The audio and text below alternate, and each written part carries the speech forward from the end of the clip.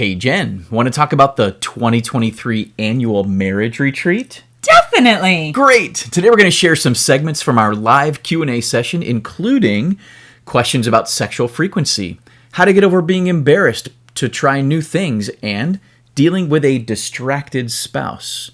Let's do it!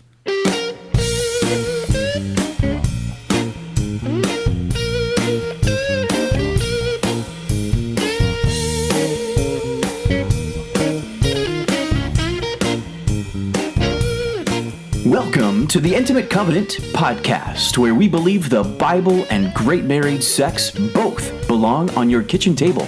That's right, we're talking about holy, covenant-bound, intimate relationships with hot sex. We're Matt and Jen, founders of Intimate Covenant. We offer biblical teaching and resources to help married couples achieve a fuller relationship and an extraordinary sex life.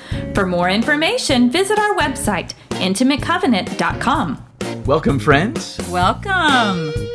Thanks for joining us. And here we are sounding relaxed because our annual marriage retreat is over. In the books, 2023 in the books. We feel both a sense of relaxed because it's over, but also like, oh, it's over. All that work. I know, always bittersweet. It's always bittersweet to say goodbye to all of our friends who join us every year, new friends, old friends. We just have such a great time that this weekend, and it is always sad to see it see it pass. But like you said, we are relieved that the work is over, at least for this year, and now we can maybe take a little sigh, a breath, and we take a little break and start planning for next year at some point. Soon. Well, we don't let ourselves plan ahead too far quite yet. We need about a month. And there's there's always work to do, including the podcast. So here we are. Here we are. But we do want to just take a moment with this episode and kind of enjoy the success of this retreat, share with you guys a little bit about what we experienced, and then obviously share some of the Q&A. Yes, that's always a highlight, always an enjoyable time. And we had some great questions again this year, so we definitely wanted to share some of that with you. Yeah, but before we get to that, a huge thank you first to Justin and J.L. Gerhardt. Justin is the amazing talent behind the Holy Ghost Stories podcast. JL's there too because she's the editor. She's helping put all that together. I did take a chance to take an opportunity to say that to her, like, thank you, because I know what it is to be a little bit more the behind the scenes. She's doing some good work for sure. They are a phenomenal couple. It was just an incredible joy that weekend to get to be with them. I mean, just a privilege to get to know them, a privilege to be immersed in their presence and really enjoy that, and really to benefit from their talent and wisdom as well. We had them join us for one of the panel conversations, and they had so much great information to share with us. And they're doing such great work themselves, and I just don't know that I even have words yet for how amazing that Thursday night live storytelling event was. He told the story of Ruth and Boaz in such a dynamic way. He's done Ruth and Boaz on his podcast, but this was... Someone just asked me today, was it the exact same? And I was like, oh, no. Obviously, it's the same story. Same story, but this was 90 minutes of just an immersive, incredible, moving experience. It was so good. I don't have words just still. So sorry for those of y'all that missed out. It was a once in a lifetime opportunity. It was such a great way to start the retreat, because then we moved into with material of our retreat on really looking in depth at married couples in the Bible and lessons we could learn from their marriages. So it's just a fantastic start to that. It was a great storytelling experience all across the board. Starting with Justin and JL doing and I guess we should also thank Mary Grace, who also was the cellist who came and performed with them. Cellist, and that really added phenomenal. It added quite an experience, but it just tied everything together. We talked about these stories from the Old and New Testaments of other marriages, and we also had the couples there tell their own stories to one another in some of the exercises that we worked through together. So I think it was just a great overall experience. I think so. We got down to covenant stories and really what that's all about. It was really a fun retreat, a different way to approach the material. And I think it was great, and we loved it. We had a great time. And just, if you are not listening to Holy Ghost Stories podcast, I mean, I know we just keep saying add it to your playlist. You've got to add this to your playlist. It's just phenomenal. And again, just thank you to Justin and JL for all of their hard work and for what they're doing in the kingdom themselves. Truly good work, good workers. Yes. And thanks, certainly. Thank you also to our sponsors. Yeah. We had a good number of sponsors who really made some significant contributions to the retreat by providing welcome gifts to our attendees. Mm-hmm. Some of these sponsors provided some fabulous door prizes. Yeah. Just in general, a great amount of support. Right. So Jay Parker of Hot, Holy, and Humorous, who all of our loyal listeners will recognize her name. She was a guest speaker at last year's retreat. We've actually interviewed her on our podcast. And she has interviewed me and us on her podcast as well. Right. And Jay Parker is just a really, really fabulous author, blogger, all about Christian married sex.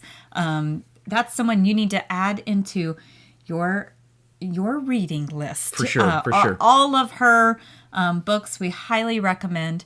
And so she was one of our retreat sponsors, which was great. We also had Ultimate Intimacy.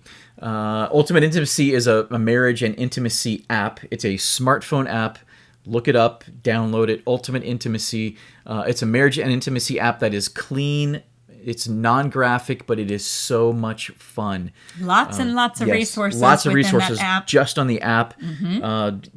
Dozens of different articles, different information. There's even several games that you can play with your spouse. A secure way to communicate with your spouse. Yes. Separate from text messaging. I don't know. You could probably find something fun to do with that if you use your imagination.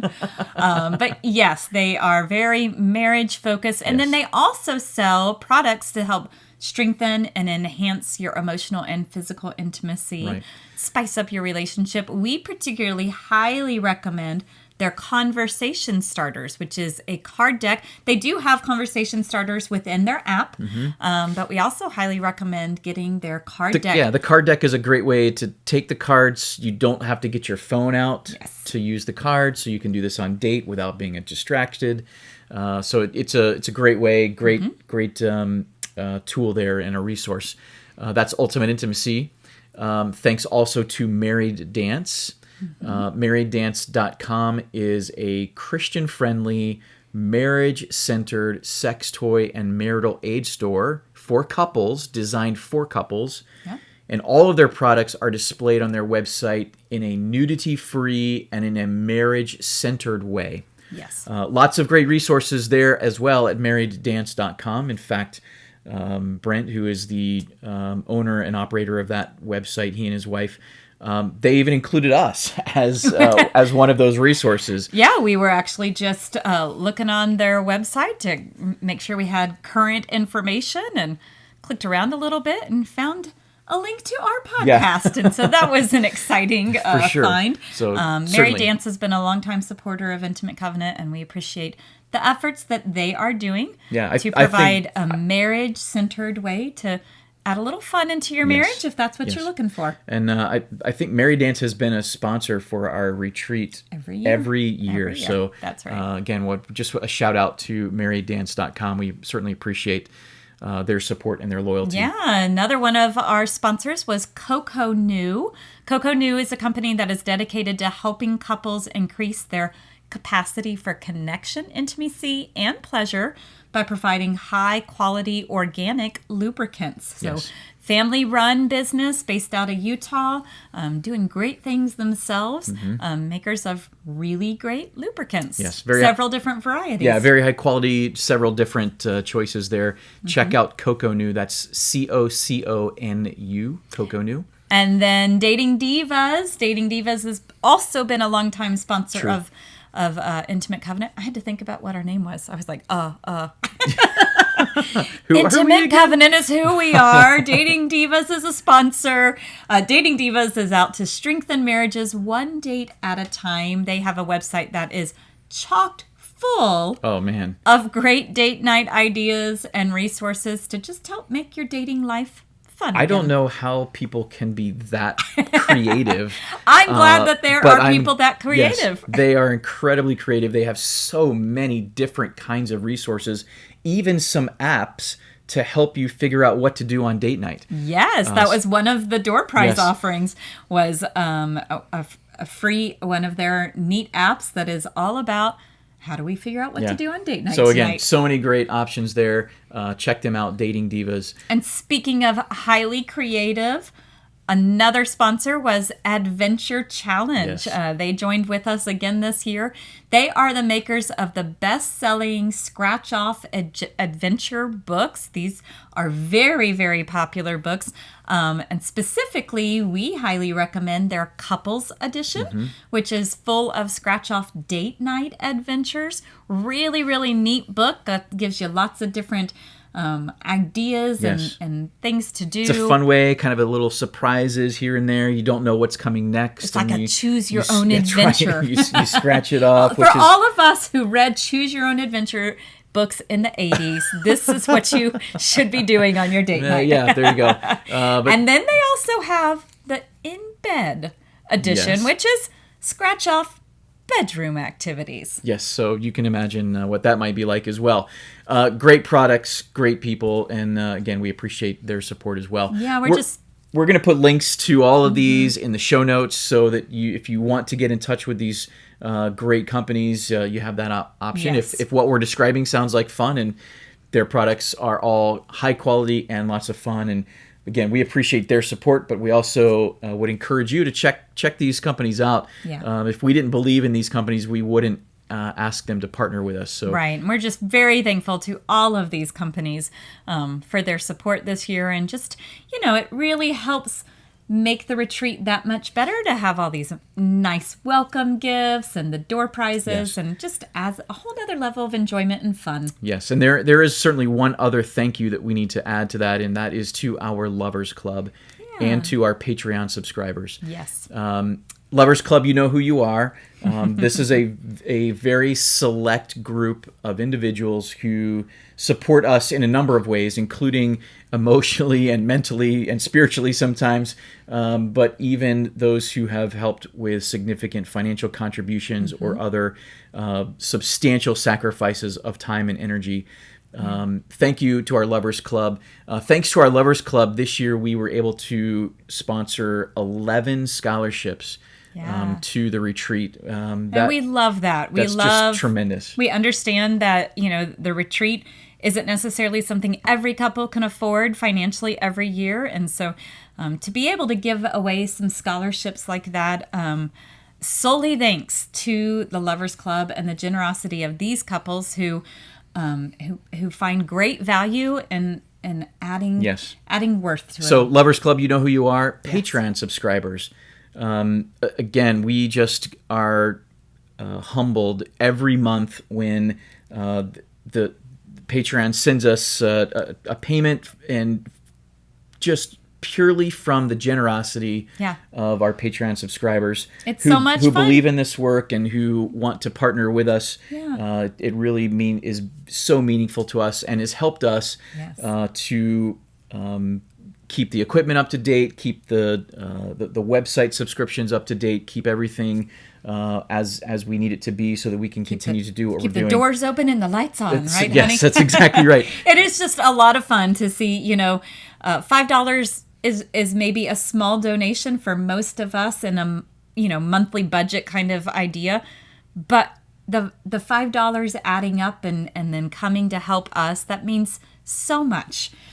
So for as little as $5, you can support us via Patreon, and it really means a lot. It is a huge monthly boost for us and just so meaningful. Helping us do Intimate Covenant even bigger and yes, better. I mean, that's the goal, right? Yeah. So thank you for that. If all of this sounds like fun, and trust me, the retreat weekend is so much fun. It is. Our 2024 dates have been... Do we have a drum roll?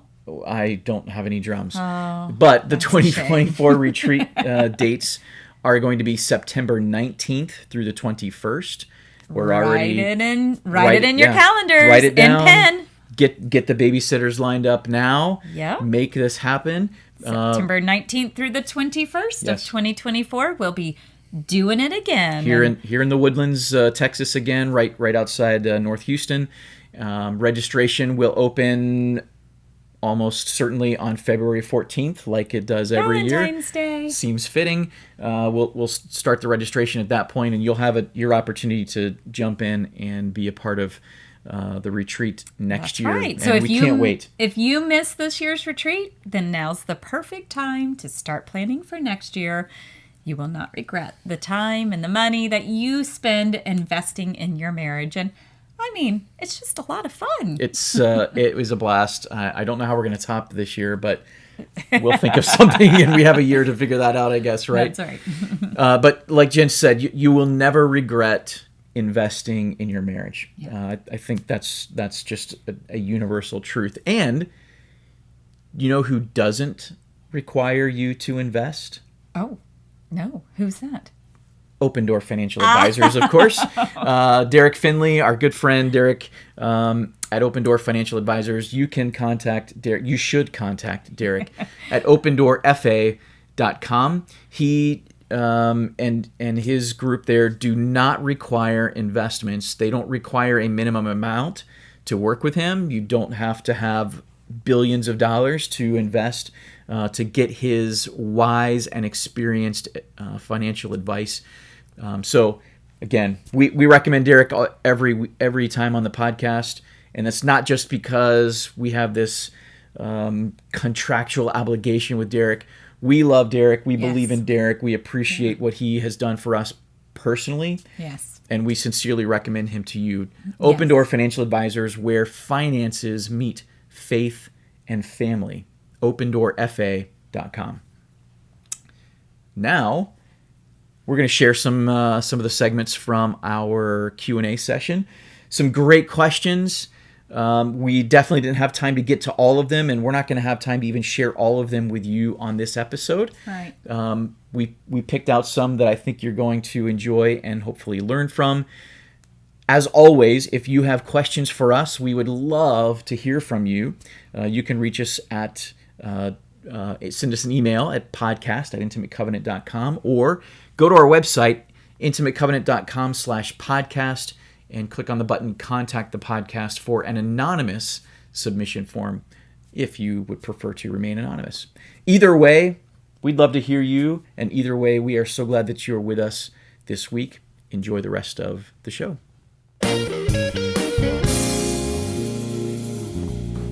This next question is, I have ideas of things to try with or for my husband, but end up getting too embarrassed to follow through. How do I get rid of the shame I feel around sex? A lot of us have grown up in a home or in a church environment or just a community where sex is just cloaked in silence and shame. And I think you all know that is a place where we saw a need. It's why we became known as the sex couple. That was never the intent, but here we are. We recognize that there's a lot of silence. And what has happened from that silence is that so many of us have just attached a lot of shame to all things having to pertain about sex.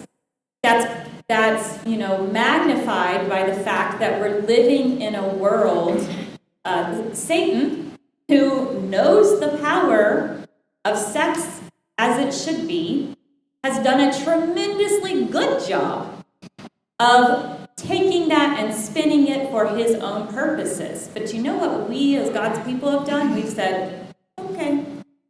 We've handed over to him what is not his. He didn't create sex. God did. And he created it for a specific reason and a specific purpose.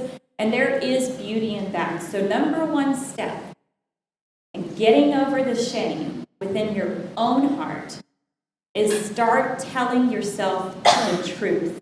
Tell yourself the truth as God has told it about the purpose of sex and your sexuality as a whole.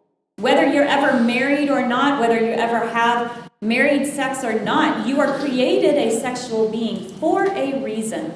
And when the work that we do with singles, we work really hard on helping them see there is a reason to have sexuality, even outside of married sex. So number one, it has to be stop being afraid of sexuality as a whole. I think when you start doing that internal work, it starts changing the script. It starts making you be more willing to be vulnerable. When you stop seeing your sexuality as shame, you start to see that this is a gift. From there, you can grow into a place of, it's a gift meant to be shared with my beloved. So I'm gonna do the hard thing. I'm gonna put words to it, or I'm gonna put actions to it.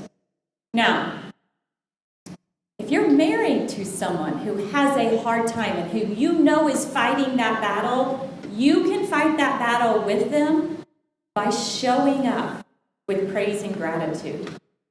So often, this is kind of a question that would be coming probably from someone who's a responder.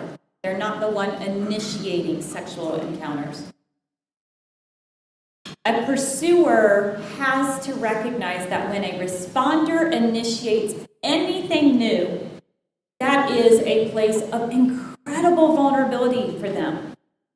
You have to be there to meet that with praise and gratitude, even when that's just a teeny-tiny thing. It's just a teeny bit different than what they've done before.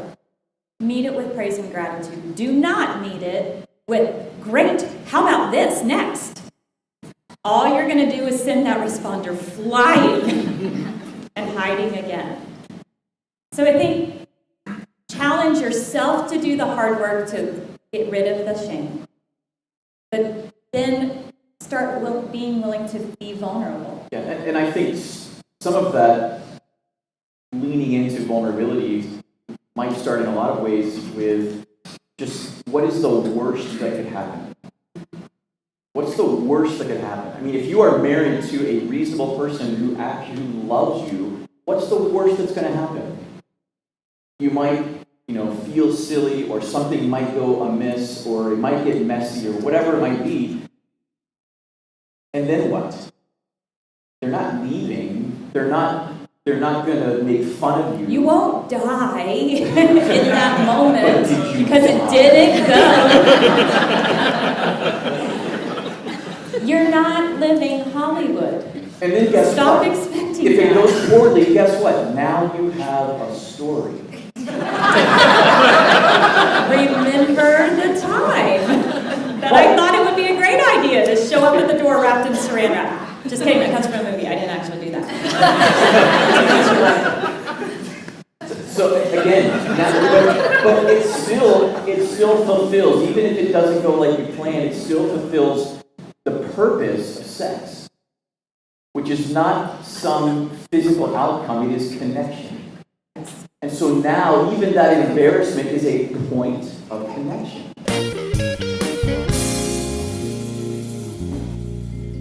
What's the towel for?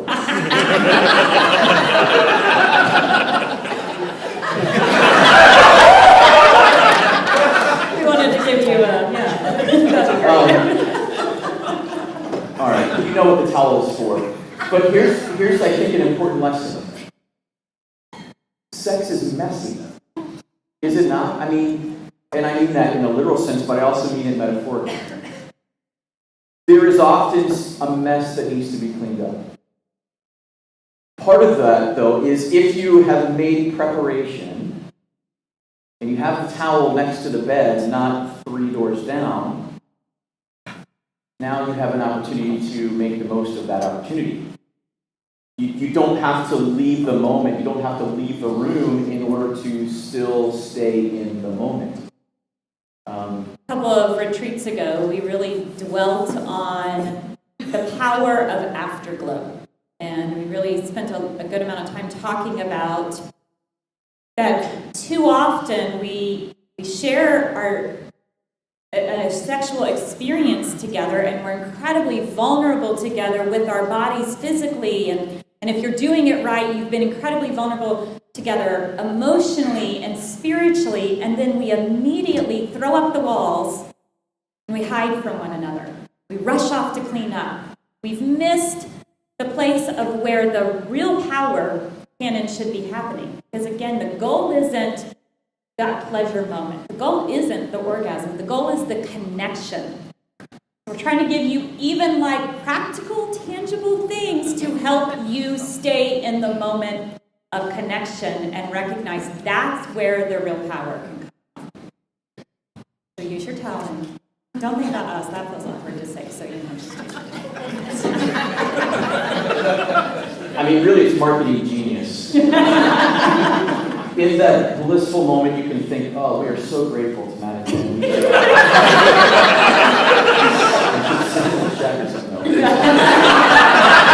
should up our Patreon membership right now. What's a reasonable sex frequency per week for a male?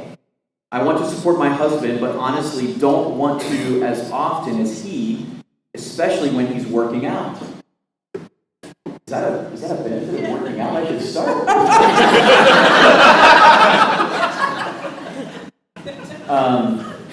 All right, man, there's a lot to unpack in this question, but what is a reasonable sex frequency per week for a male?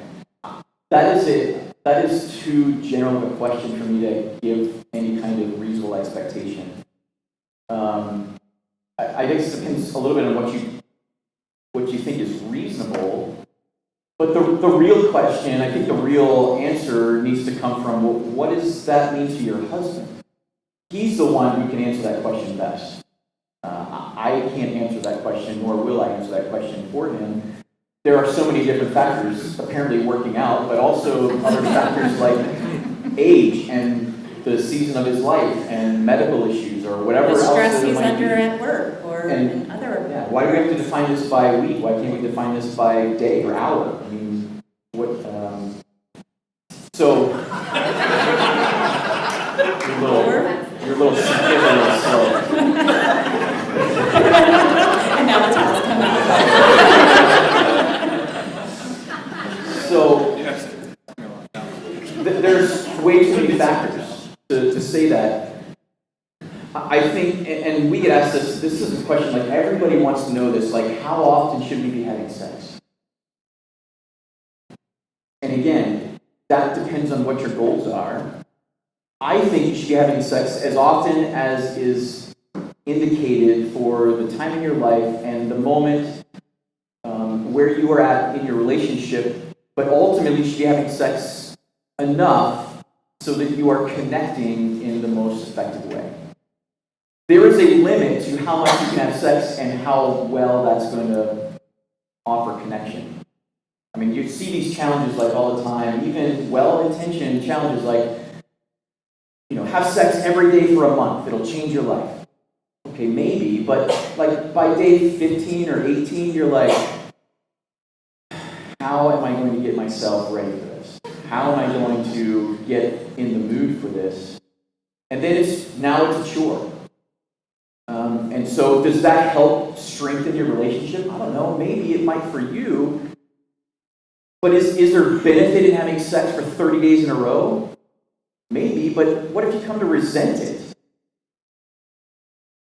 So it needs to be a conversation like, husband of mine, how can we together make this decision about, it's not about having sex enough so that you keep him from having any sexual thoughts.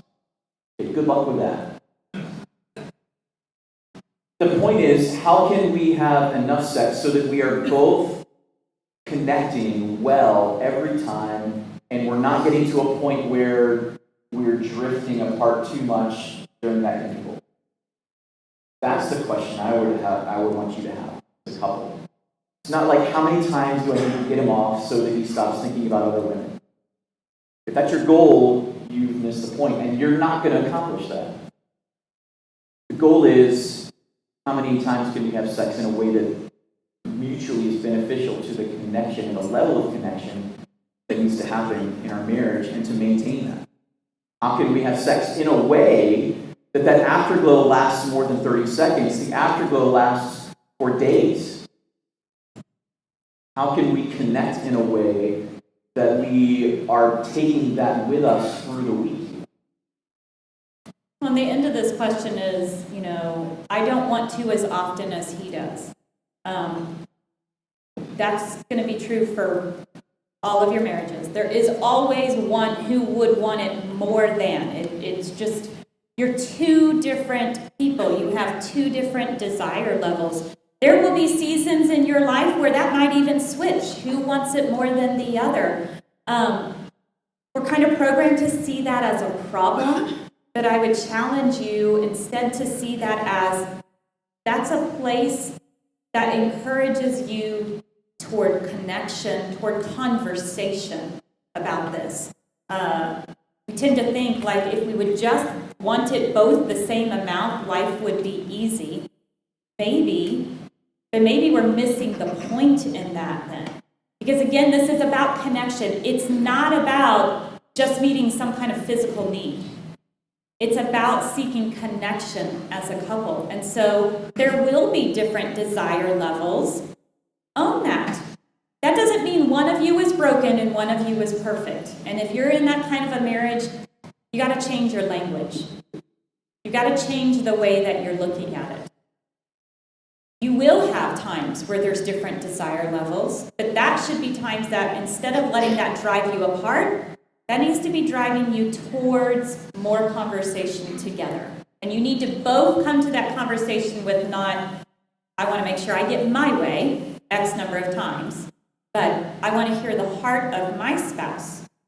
How many times does give us that place of good connection?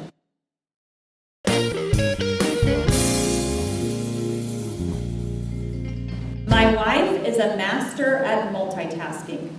Often I feel like she uses multitasking to avoid really focusing on us, me. How to help her focus on us/me time to time.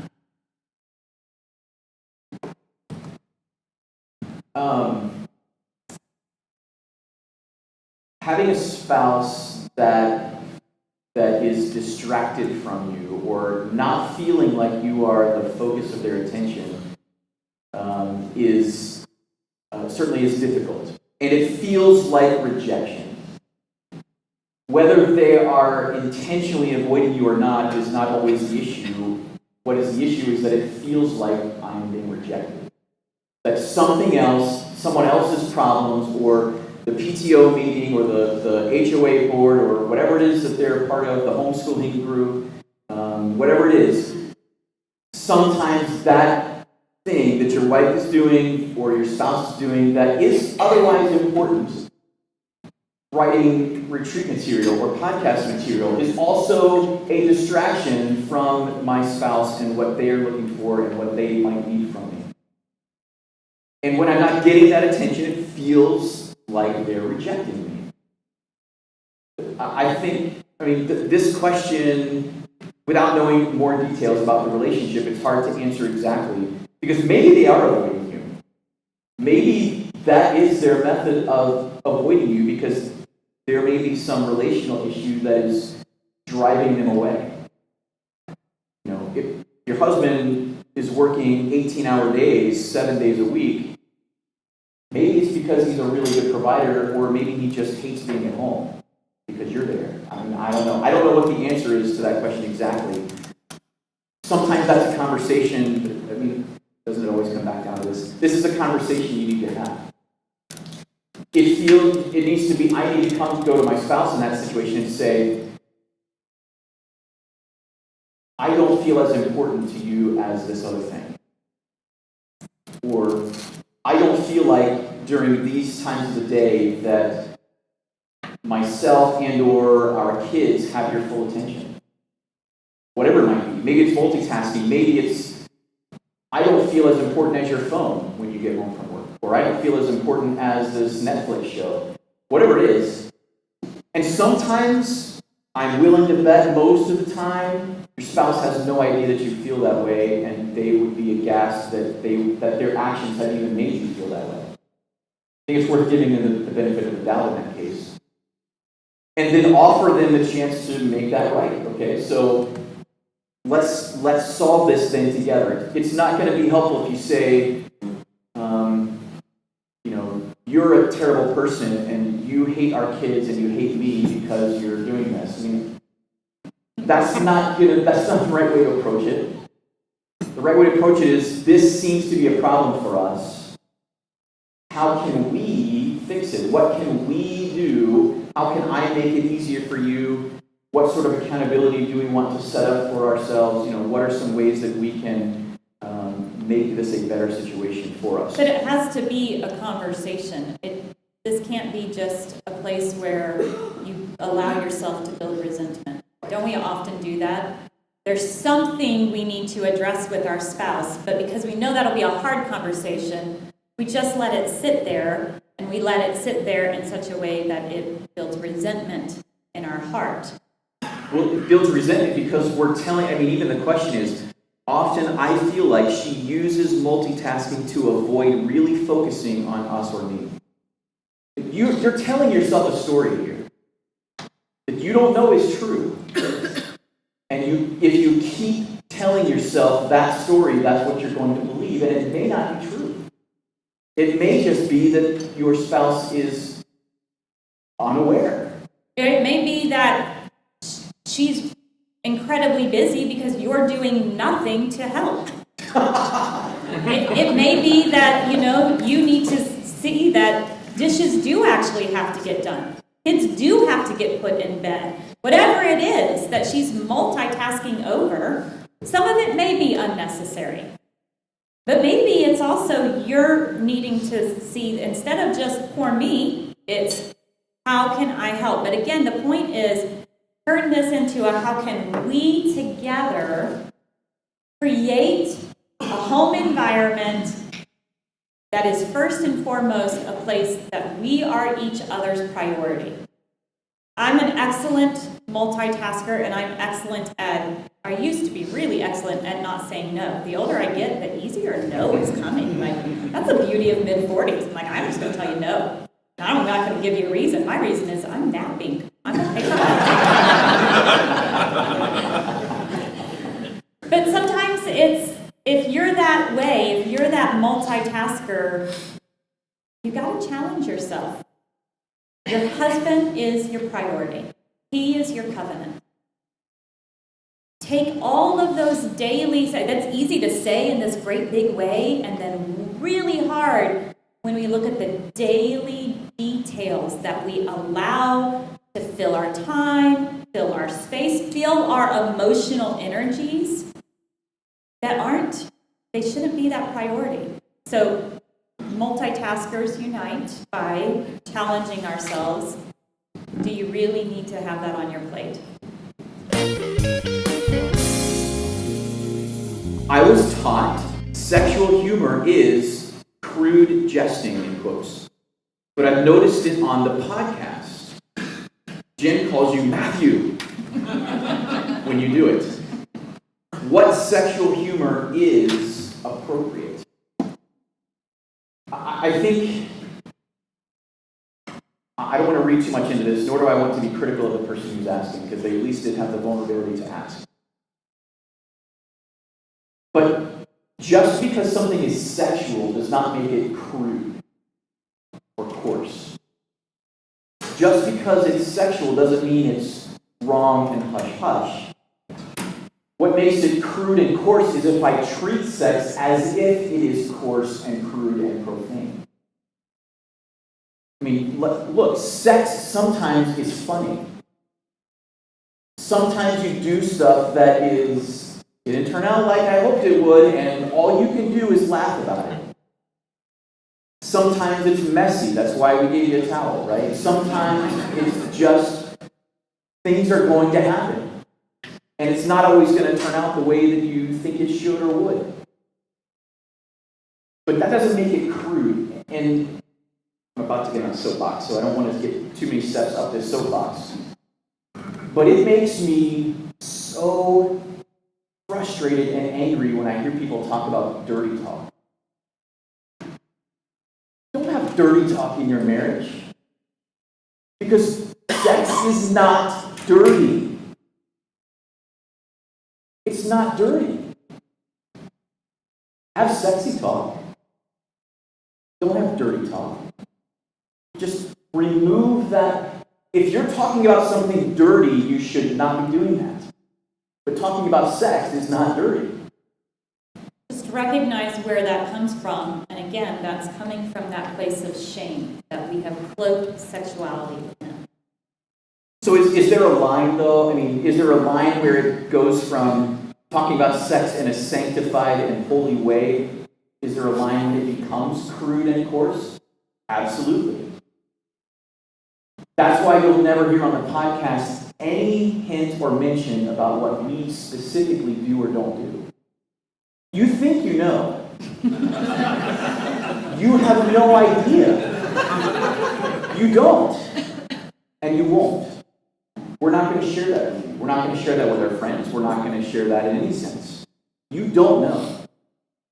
You can wonder, and okay, that's fine. That's the risk that we have taken in doing what we do, but you don't know. And you don't know what the couple sitting next to you does or doesn't do. I hope they're not sharing with you, and you should not be sharing with them.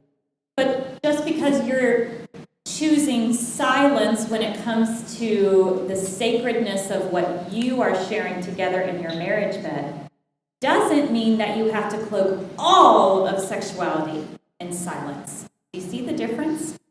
What if we together as God's people started proclaiming the incredible joy and beauty and peace found within great married sex? Do you think that would change the world we're living in?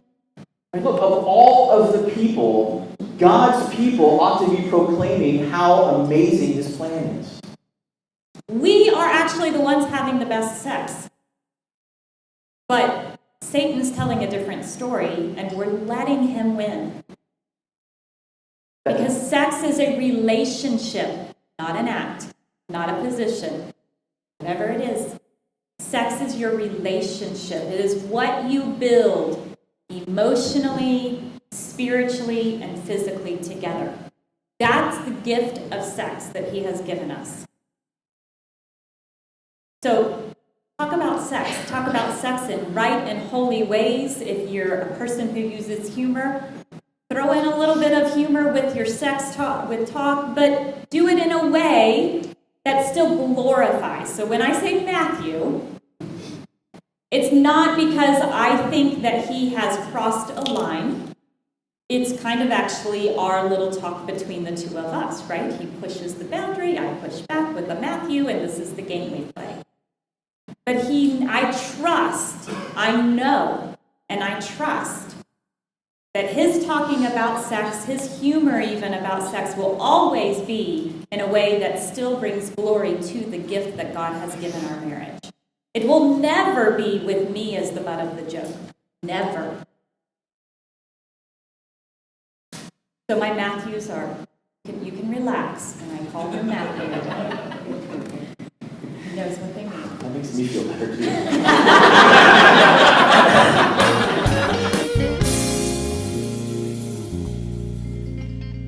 Thank you for joining us. Thank you for sticking with us through that Q&A session. Hopefully, again, you learned something and our responses were helpful to you. Certainly, we would also love to hear feedback from you. If there's something that we just didn't clarify or you have a better response to some of these questions, that would certainly be helpful to us, and we would love to be able to share that with all of our listeners. We'd love to hear your feedback. Contact us by emailing podcast@intimatecovenant.com or go to the website intimatecovenant.com/podcast to submit an anonymous submission form. Thanks again to Derek and Open Door Financial Advisors for sponsoring this podcast. You can contact Open Door at opendoorfa.com, where finances meet faith and family. Thanks to all of you for listening, subscribing, rating, and sharing the podcast. We're truly humbled by all of your encouragement and support. Thanks especially to our Patreon subscribers for coming alongside us in a very real way. We love you. And if you would like to join Intimate Covenant by supporting the podcast and our greater mission to share God's plan for intimate marriage and holy sexuality, you can do that by subscribing at patreon.com/intimatecovenant. Until next time, keep striving and don't settle.